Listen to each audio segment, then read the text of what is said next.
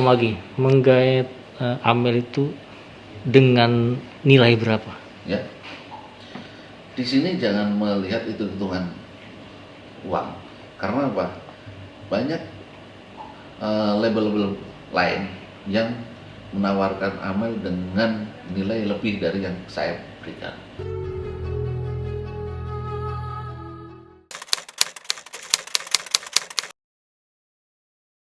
Jadi Amel itu ketika kita lihat di sosmed mulai kenceng, ya kan?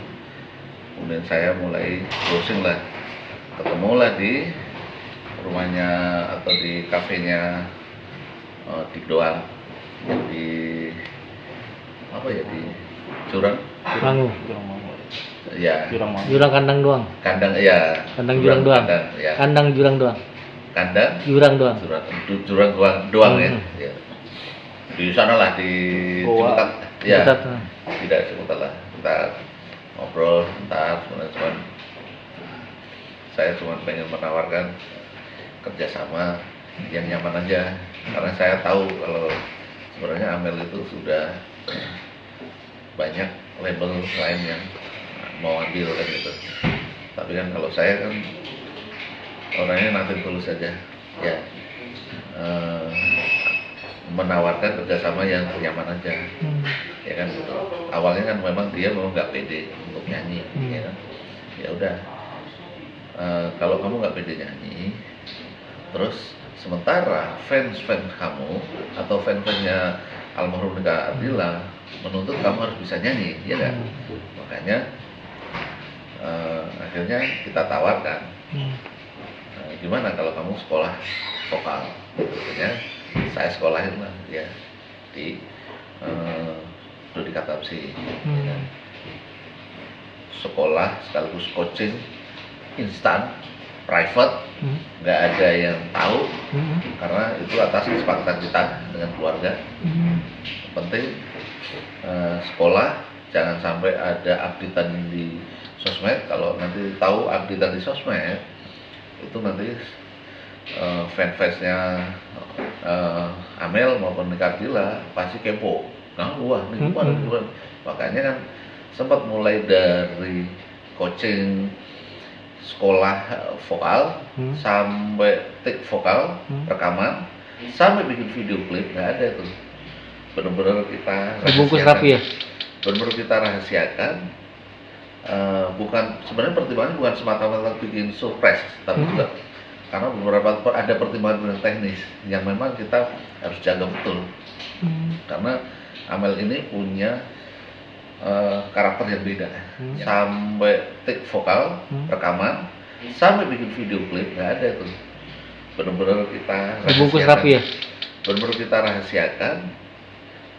Bukan, sebenarnya pertimbangan bukan semata-mata bikin surprise, tapi juga karena beberapa ada pertimbangan teknis yang memang kita harus jaga betul. Karena Amel ini punya karakter yang beda, yang unik. Selain karena dia ini adalah sifatnya introvert, ya, sangat tertutup. Tapi kalau udah nyaman komunikasi sama dia, sebenarnya dia asik, cair. Cuman bagaimana bisa masuk aja dulu sebenarnya kan, untuk komunikasi kan, komunikasi bagaimana kita bisa masuk. Itu kalau kita udah masuk, udah cair gitu.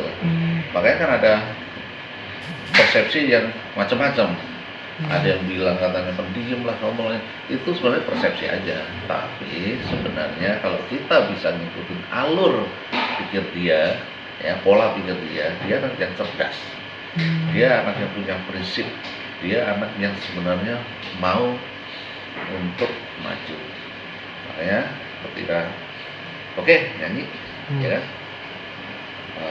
Oke, akhirnya dikebut itu alat vokal, private, kemudian take vokal, ya kan? Video klip, jadi konsep semua jadi serba ini. Ketika teasernya mulai kita keluarkan itu, banyak respon, waduh gimana? Terus ada pertanyaan-pertanyaan dari fans-fansnya itu, terutama fans Nika Ardila. Ada pertanyaan yang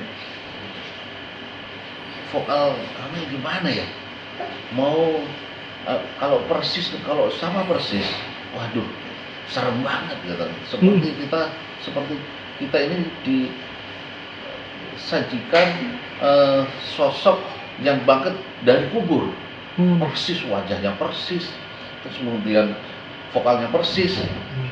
Wah serem banget deh, karena gitu ada waduh masukan macam-macam. Wah kalau itu serem banget gitu. Akhirnya saya sama Om Dodi ya, sama Dodi Katamsi, sama tim arranger bersepakat, udah dilepas aja, karakternya dilepas aja. Padahal kalau mau kita bikinnya persis bisa. Karena apa? Sekarang teknologi recording udah canggih. Satu. Yang kedua, sekelas Om Dodi Katamsi, iya benar, pasti mampu lah untuk melatih dan mengarahkan dia suaranya, vokalnya persis seperti almarhum. Pasti bisa lah gitu. Tapi kita pikir-pikir, aduh, dengan banyak pertimbangan yang tadi, seperti yang tadi, ada yang bilang sampai, karena akhirnya saya takut kebawa hal-hal yang mistis. Karena apa, ini kalau udah wajahnya sama, suaranya sama, tingginya juga sama 175 kan, tingginya juga sama 175 tuh bayangin tuh. Suaranya sama, apa enggak bikin orang nanti diseret-seret ke persoalan mistis kan ya. Dan mungkin akan heboh gitu, akan terjadi kegaduhan. Ya kita akan jaga itu. Ya caranya apa? Caranya udah kita lepas vokal Amel dengan karakter dia, udah gitu. Tapi biarpun seperti itu, orang lihatnya tetap Amel itu ada duplikatnya Nika Ardila.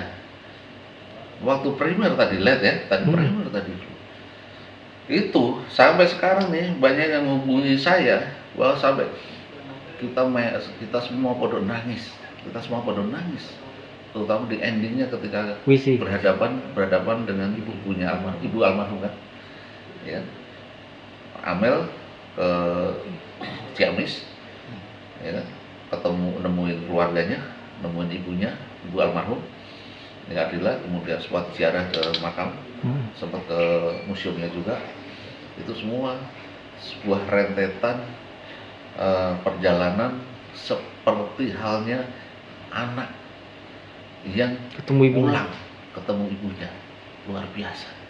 Ini sampai tim produksi sampai habis selesai editing, selesai begitu udah merasa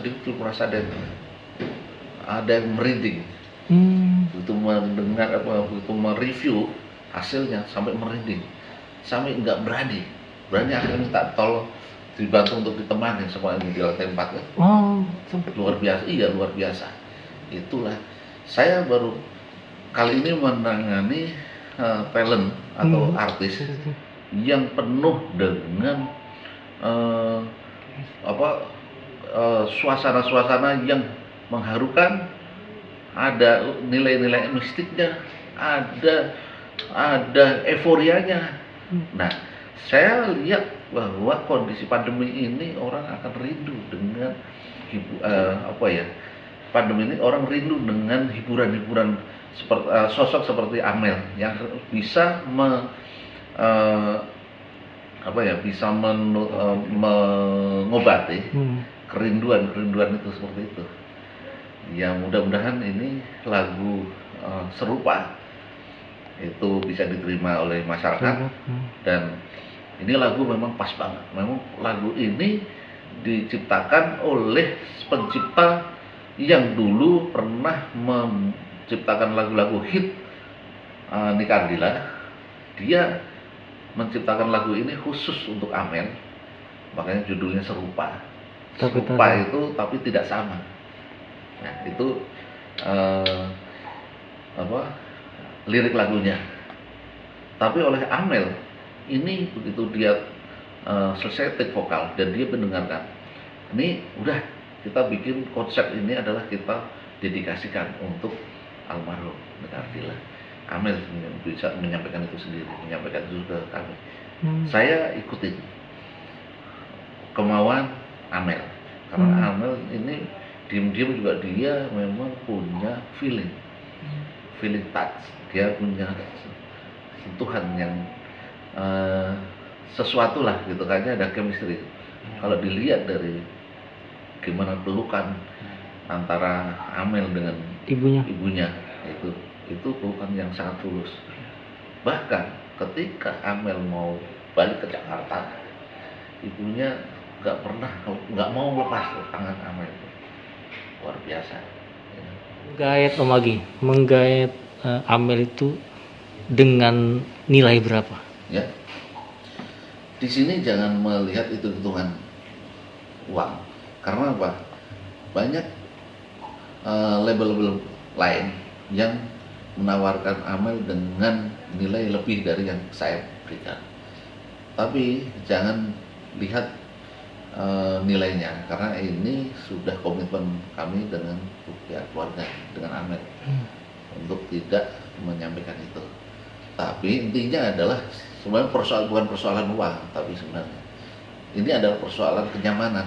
Betul. Bagaimana kerjasama itu dilandasi suasana yang nyaman, etikat yang baik, ya kan? Dan itu dibangun dulu gitu. Karena bukan persoalan uang, bukan persoalan kontrak, tapi persoalan dari hati ke hati. Itu yang saya tangkap seperti itu. Om, ada kemungkinan nggak dari diri Amel dari hasil lagu ini untuk diapresiasikan ke ibu, bukan termasuk kayak ada sebuah ucapan dana gitu hasilnya dari lagu ini, kira-kira ada nggak seperti itu? Kita nggak mau janji, saya sebagai produser nggak mau janji soal itu, tapi kita selalu menghargai keluarga atau fansnya Nini Ardilla. Mereka sudah support banget sama kita, support banget dari mana ada, dari Malaysia, dari Singapura, dari Amerika. Kalau kita lihat dari premier tadi, nonton bersama tadi, ya kan?